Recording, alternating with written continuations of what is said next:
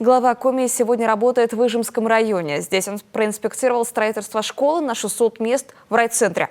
Его возведение началось в июле 2022 года в рамках национального проекта образования. По поручению Владимира Уйба объект был включен в адресную инвестиционную программу республики. По готовности сейчас завершена практически по всему периметру кладка. Остались кладка только перегородки. Они будут закончены буквально через 2 недели. По сетям смонтированы все наружные сети. Остались вводы. По готовности я уже сказал, что идут перекрытия плитами, особенно больших пространств, это спортивного зала. Все материалы законтрактованы, либо уже на месте настройки, либо идут по оплаченному контракту и сразу идут в работу. Как отметил глава Коми, как только позволит погода, начнется и благоустройство территории. Работы много. Нужно возвести и большой школьный стадион.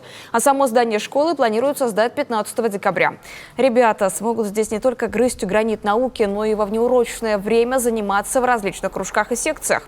Важный момент. Второй смены в Ижемской школе не будет. А в деревне Бакура, которая расположена на левом берегу реки Ижмы, глава Коми проинспектировал ход строительства детского сада на 99 мест. Объект вошел в федеральную программу «Комплексное развитие сельских территорий» на 2023-2024 годы.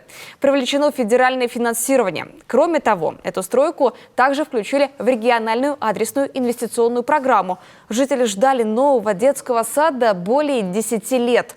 Попытки приступить к строительству предпринимались с 2010 года, но по разным причинам стройка все время откладывалась.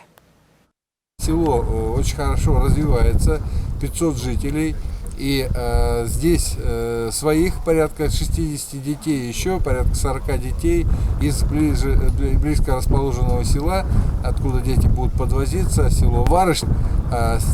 Это получается как раз вот эти 100 мест, которые мы сейчас детский сад строим. Сейчас дети размещаются в старых домах, это еще дореволюционные дома 1903-1905 годов постройки, это были просто купеческие дома.